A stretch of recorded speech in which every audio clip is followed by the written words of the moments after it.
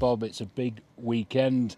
We've got the quarterfinals of the NM Accounting Winter League. How big is that in the scale of Mount Murray? Well, certainly during the winter, it's the competition, and it's everybody gets awfully excited at this time of the year when the quarterfinals start. So, some good matches out there. And there's some people missing who would normally be there. I think just through there, you've played in the Thursday morning crowd. There's a few noisy ones there. Who should have been there? Just trying to think now, Jed. Did I see Tim? Oh yes, Carson and Caladine. Of course, yeah, they've won it on several occasions, I believe, and there were always qualifiers, but this year it wasn't to be. The new kids on the block have moved in, and we'll start with game number 1 now. Right. Oh yes. You've got an interest in this one. It's President Bob. President Bob and grandson Jackson. Now, I thought of a name for this one. You know how these live golf, teams have these funny names. I was thinking Grandpa United. Do you like that? I mean, the lad's playing well, isn't he? He's coming in top 10, top 5, week in, week out. Yeah, down to 18.4 now, so he's addicted to it. And another student of the Stephen Crooks Academy. Indeed, yeah, which is going extremely well. Stephen, of course, has just moved across yesterday, I think it was, wasn't it? The family are in. Family are in, so all looking good for the summer. And we'll have the academies running through Easter and beyond. So if anyone who's got any juniors, youngsters that want to get involved in the club, sign up quick because the places are going fast. So you have got quite a tough match, I think. You would say that the top seeds... Top seeds versus the bottom seeds, I suppose you would call it. Yeah, and... but it's match play, isn't it? Anything can happen, can't it? It is, and of course, I think Stuart Wallace, accomplished golfer. Indeed. And then his partner, Michael Moore. I mean, I would like to call them like Wallace and Shankit, but I think when we played Michael Moore, he was like the Phantom. He just appears out of nowhere and he's on the green and he's like putting for a birdie. So I think you've got a tough one. It is going to be a tough one.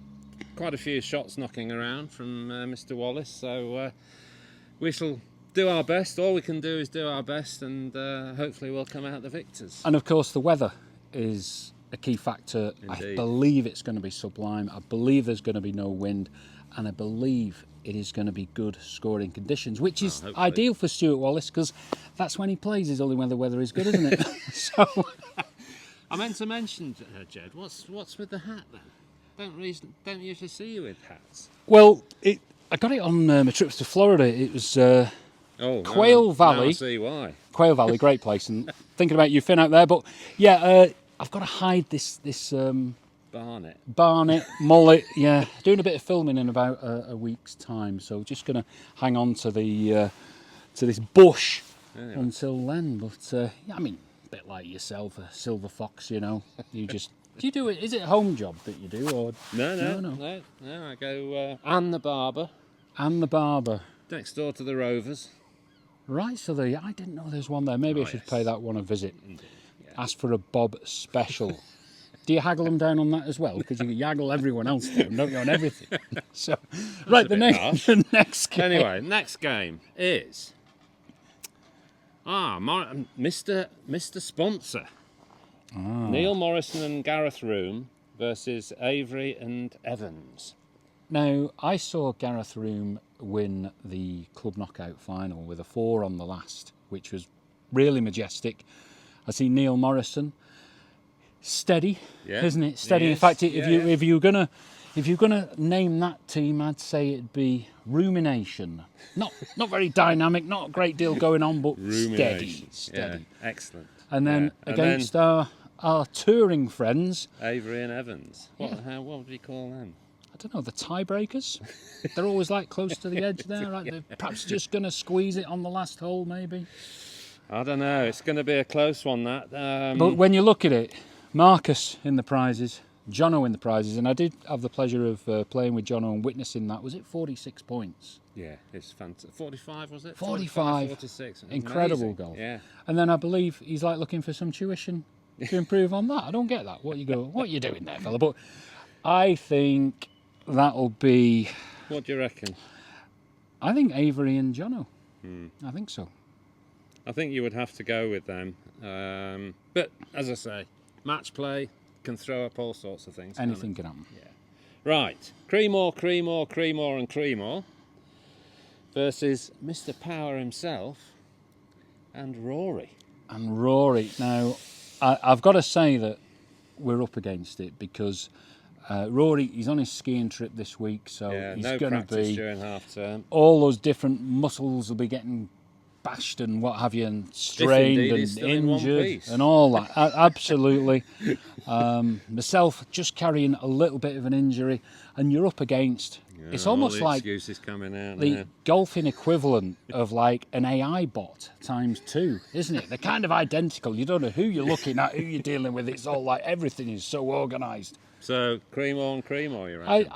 I think, the calculations, there'll be some sort of like logarithmic interface going on, and we won't have a chance. Well, good luck to you anyway. And the final game, Garside and Mason versus the Noons. That is the game of the round, really, isn't it? Well, Garside and Mason, they have hardly ever lost a match in the Winter League. The only match that I think they might have lost one this year, and the only other one they've lost this year was when Charlie was playing on his own, because Stu never actually made it to the first tee. I wouldn't want to call it. What would you call this pairing? Too fast, never furious. I don't know. Garside and Mason. I don't know, but they're going to meet their high noon, aren't they? I think this is it. You're up against the Ireland champion, and Emma. I think she's going to be an Ireland champion of the future So do anyway. I, yeah. So, well, we played. Jackson and I played against Rob and Emma, and they played magnificently. yeah. Yeah, it'll be a good game, but I think I'd probably go with the Noons on that one. I don't know. Maybe if Charlie pulls out a new Dunlop titanium ball, it could make all the new difference. one. Favourite player. I just love it. I've known Charlie for what must be 35 years now, and he hasn't really changed a bit. In fact, he's just got quicker. Yeah. Just got quicker, no messing. Absolute character. So it's a big thank you to our sponsors, NM Accounting indeed, Services. Yeah. Very, very generous. Fantastic, yeah. Great to see. Yeah. Great to see. And Neil himself, if you ever just want to have a chat about, a few directions on your accounting, if you've got your own business and what have you, I've always found him to be really, really friendly. So good luck to everyone playing on Sunday morning. Good. Thank you for everyone taking part in the whole event. And, sorry the likes of, say, Mr. Calladine and Carson have missed out, but I suppose with all this, new blood coming in and what have you, things will change, won't they? It will indeed. And thank you, President Bob, and good luck in your game with Jackson. And Thank you very much. Same to you. We'll catch up again when the results and the next we'll draw do is something drawn. for the semi-finals. Why not? Yeah, Lovely. Indeed. Thank you.